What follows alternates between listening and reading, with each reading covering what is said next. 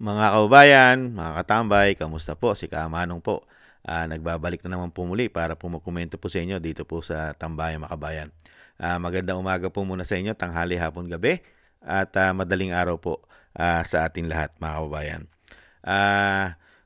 Umpisa na po natin mga kababayan, magkomentuhan na po tayo at komentuhan po natin ito pong pahayag po ni Senator Marcoleta. Ito pong katatapos lang po na rally po. Ito pong first day mga kabayan. Meron pa pong kasunod, second and third.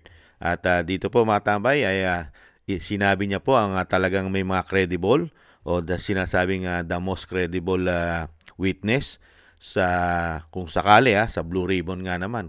Kung siya po ang tatanungin ay talagang credible po ang mga taong ito. Pinangalanan niya po siyempre sila, nahandyan na rin po sila Gutesa, number 1 po yan, si Gutesa nung panahon po ng Blue Ribbon. At pwede rin po siyempre ang mga mag-asawang Diskaya. At siyempre sa panahon po ngayon, na kumanta na rin po si Saldico, ay lalong pwede po si Saldico. Hindi po ba mga kabayan?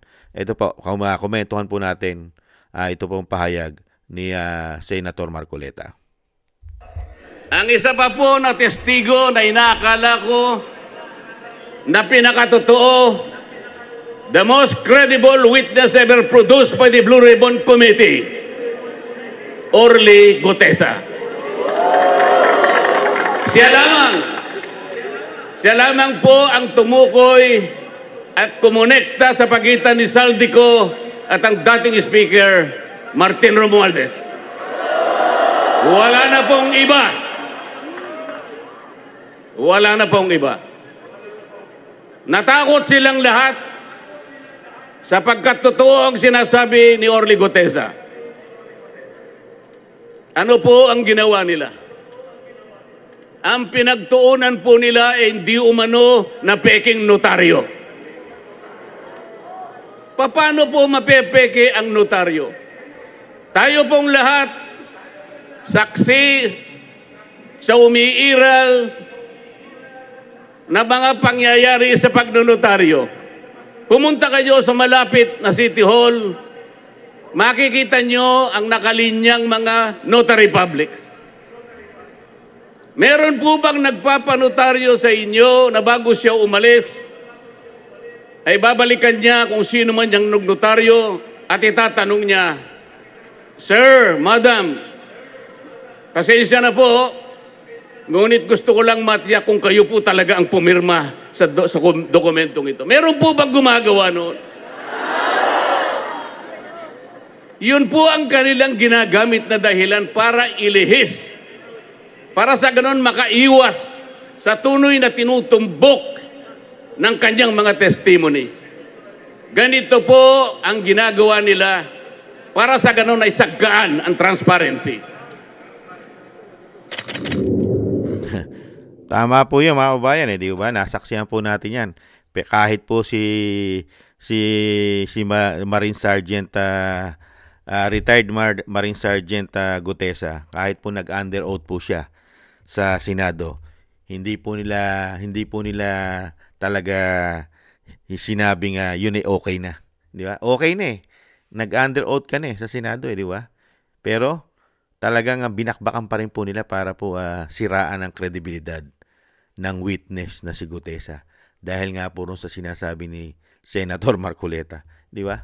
Yung pagnonotaryo po. Hindi ba? Kaya nga po mga tambay, notaryo lang Tama po yung sabi ni Atty. Marcoleta. Tayo po, alam po natin. Pagka po nagpa-public notary po tayo sa mga, di ba? Sa mga abogado po, sa mga pag tayo nagpanotaryo, di ba? Wala naman doon yung mga abogado karamihan di ba? Yung mga sekretary na po nila. Meron na po naka-ready, hindi po ba? Nanahan na po mismo yung pirma ng abogado. Hindi po ba mga kabayan? Kaya dito po sa sinasabi po nila, talaga pong ayaw po nilang matumbok. Ayaw po nila at pinoprotektahan po kasi nila yung ulo, yung mga ulo. Katulad po nun, pinasabog agad ni Orly Gutesa yan sa Senado, hindi po ba? At nagulantang po sila dyan. Kaya nga po nabisto po ng taong bayan kung ano po ang mga kulay at layunin nila nila Tito Soto ng Senate President umano. Ganon din na si Pampilo Lacson, hindi po ba? Nakita po ang mga layunin nila umano. Kung anong klase po ang kanila pong ipinaglalaban. Hindi po ba? Kaya nga po nakita po natin na talagang ayaw po nilang matumbok. Ayaw po nilang matumbok ang mga ulo. Pero siniraan nila ng siraan, di ba? Ngayon, nung nagsalita naman po si Saldico, ganun din po mga kabayan. Pilit din pong sinisiraan nila at sinasabing hindi daw po totoo ang mga sinasabi ni Saldico. Ganun din po, nagsalita rin po si Pampilo Lacson. Hindi po ba? Nagsalita rin siya na hindi rin basta-basta magiging credible ang lahat ng pinagsasabi ni Saldico. Lalo-lalo po sa Malacanang. Yung nagsasalita ron. Yung garbage in, garbage out. Grabe rin yun. Talagang grabe po kung paano po nila i-divert ang issue. At syempre, pasinungalingan ang mga sinabi po ni Saldico. Hindi po ba? At ganun din po ni Gutesa. Ganyan po katindi po. Systematic po. Kaya nga po, preparado po sila. Dahil gamit na gamit po ang mainstream media. Hindi ba? Nakita naman po natin, pati ang mainstream media ay hindi naman nila talaga kinokontra lahat po ng pinalalabas po ng Malacanang. Hindi po ba? Talagang mas gusto po nila na talagang nakikita ng bansa yata natin ay naghihirap at naghihikahos. Pati ang taong bayan ay nagkakamatay sa mga proyekto na ginagawa nila sa atin. Lalo-lalo na ang mga ghost project nila na mga flood control. Kaya mas masaya po yata ang mga media dyan mga bayan sa mga ganyang pagbabalita. Mas gusto po nila na nakikita po mga Pilipino na naghihirap, nalulunod, nagkakamatay. Kisa po kundinahin ang malawakang korupsyon na ginagawa po ng gobyerno ngayon. Kailangan mo ng panagutin, pero mas gusto ng mainstream media na mas manatili pa yata ang ganitong sistema sa ating bansa. Hindi po ba? Mas gusto pa nila. Gusto pa nilang manatili ang ganitong klaseng gobyerno na puro magnanakaw, puro korap. Trilyon? Mahigit trilyon na po ang nananakaw po sa pera ng taong bayan. Sa mga inutang na ibubulsa lang halos nila umano. Hindi po ba? Kaya nga po dito po mga tambay, wala po tayong makukuha pong sinasabing katarungan. Pagka ganito po ng ganito lang ang magiging sistema po ng ating gobyerno. Napakahirap pong makakuha ng katarungan pagka ganito po. Dahil wala po halos lumalaban sa katiwalian ng gobyerno. Mga kabayan, taong bayan lang, mga kabayan, ang nagsusumigaw. Tayo lang ang nagsusumigaw. Pero, ito pong gobyerno na ito, karamihan po ng mga politiko ay nasaan? Sige nga, ang karamihan po ba ng politiko ngayon ay meron pa silang mga dignidad? Kaya ba nila ipaglaban ang mga kapwa nila o sila mismo, mga korap? Sige nga. Sino pa ang pwede pong tumulong sa atin, sa ating mga pinaglalaban? Sige nga. Halos lahat po ay nasa kasamaan na yata lahat. Majority na po yata ngayon na mga politiko ay nasa kasamaan na, lalong-lalo po sa pagiging greedy sa pera. Kaya napakahirap po ng pagdadaanan po natin. Lalong-lalo po sa ganito pong klaseng sitwasyon, mga kababayan. Hindi po ba? Halos tayo lang po ang nakikipaglaban. Wala tayong kasama na sinasabing nagpuprotekta po. Number 1 sa mga Pilipino, ang men in uniform. Protektado po ang taong bayan, lalong-lalo po ang kaperahan ng taong bayan kung ito'y nilalapastanganan na ng mga magnanakaw ng mga politiko. Wala po tayong nakita ng mga men in uniform na talaga pong pinoprotektahan ang pera ni Juan de la Cruz. Mas pinoprotektahan po nila ang mga magnanakaw. Nakakalungkot po. Kaya dito po mga tambay, napakatagal na po itong issue ng korupsyon na ito. Hindi lang po ito isang buwan. Matagal na po ito. Bago pa nila kunin si dating Pangulong Duterte at kidnapin, ay pinahayag na mismo ni dating Pangulong Duterte na grabe na ang ginagawa nilang korupsyon sa ating bansa. Hindi po ba? Pero mula noon, meron po ba na tumayo para po ipagtanggol at hulihin at panagutin, ikulong ang mga magnanakaw sa ating kabangyaman, sa ating bansa, sa ating mga buwis? Wala eh. Hindi po ba? Kaya nakakalungkot lang po mga kabayan. Kahit po magsisigaw tayo na magsisigaw, mga kabayan, sila naman po immune na. Hindi mo mapapaalis ang mga demonyong yan dahil immune na yan eh. Nasa ugat na po nila yata ang mga pagnanakaw at pagiging greedy, yung sakim. Hindi po ba? Kaya nakakalungkot lang po mga kabayan. Ang tanging pag-asa na lang po natin ngayon ay yung talaga pong yung magbago po. Magbago ang mga isip ng mga tao pong makakatulong sa atin. Magkaroon po sana sila ng dignidad at dangal pa. Itong mga tao na ito. Dahil tayo po'y dadaan sa butas ng karayom. Hindi mo basta-basta mahuhugot ang mga demonyong yan. Dahil halos lahat po ngayon, halos lahat po ng bantay ay nasa kanila. Gwardyadong-gwardyado sila mga kabayan. Talagang handa po sila. Kung ikaw ay gagawa po na sila ay kukunin mo, handa pong gumamit yan ng dahas. Dahil hindi naman po bababayan. Makakapal po ang mga pagmumukha niyan.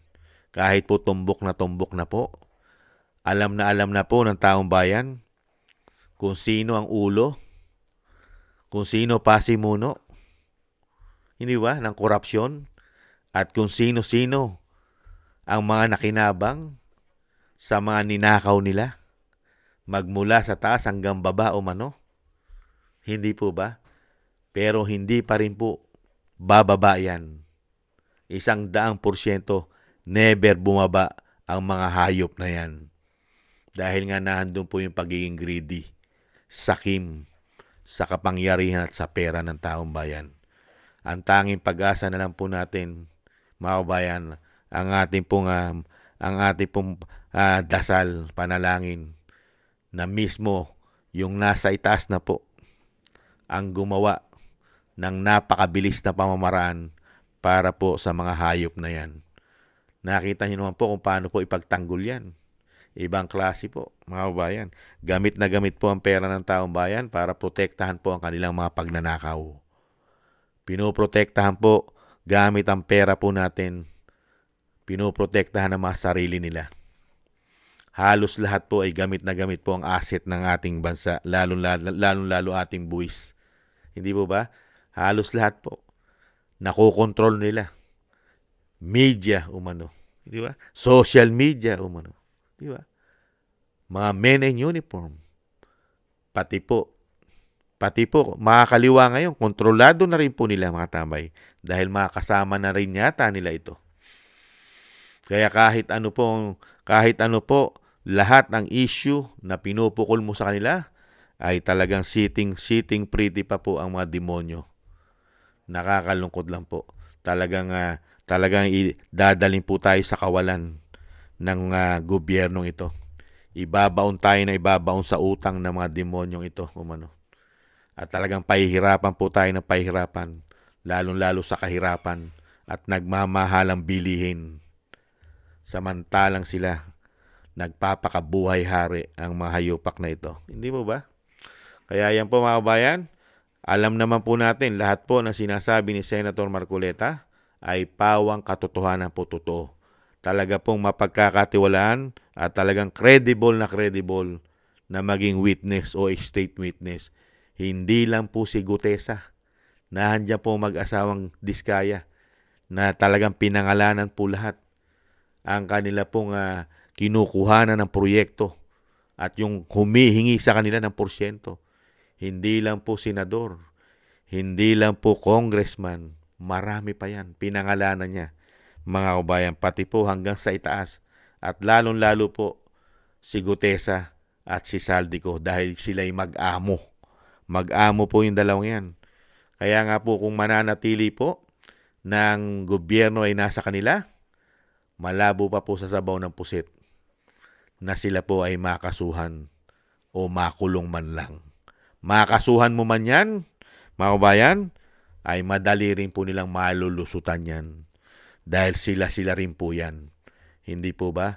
Panalangin at dasal po ang ating pong magagawa sa ngayon. Dahil po, dahas po ang mangyayari dyan, mga kabayan. Dahas. Talagang magbubuwis buhay po tayo dyan. Dahil nga po wala tayong proteksyon na makukuha. Hindi po katulad nung panahon ni Erap. Nung panahon po ni Erap, wala po halos buwis buhay ang nangyari. Dahil mismo yung nagpuprotekta po sa ating kapirahan ang kumuha kay Erap. Sila po. Waiting lang po ang issue nun. Napakulong na po nila si Erap. Pero ngayon, nakapagtataka. Ang issue po ay trilyon, daan-daang bilyon, daan-daang milyon. Wala po tayong nakikita na pinoprotektahan po ang daan-daang bilyon natin.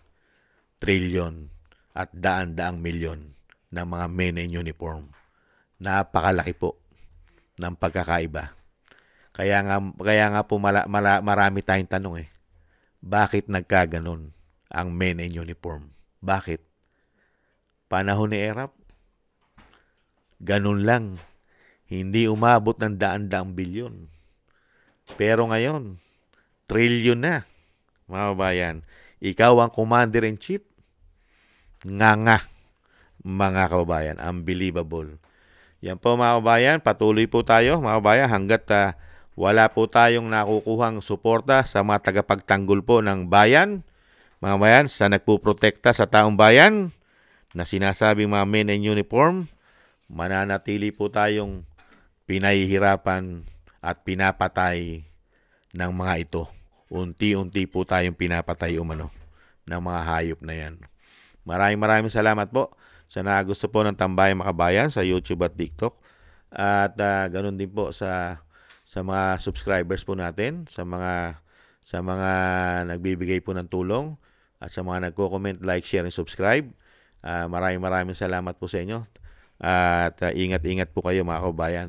At syempre po, yung panalangin po natin, sana po loobin na po na matapos na po sa lalong mabilis ang paghihirap po ng taong bayan, lalo po sa binigay pong kahirapan at isang damukal na pagnanakaw na ginawa nila sa taong bayan ay magwakas na po sa lalong mabilis.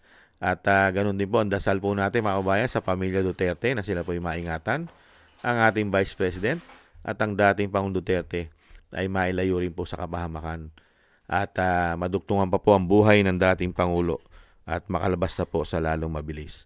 At ganun din po ang dasal po natin sa ating mga sarili at sa ating buong sambayanan na tayo po ay maingatan. Ganun din po mga tambay, dasal po tayo para maingatan po ang inyo rin pong mga buong sambayanan. Muli po mga tambay, paalam po muna. Bye-bye.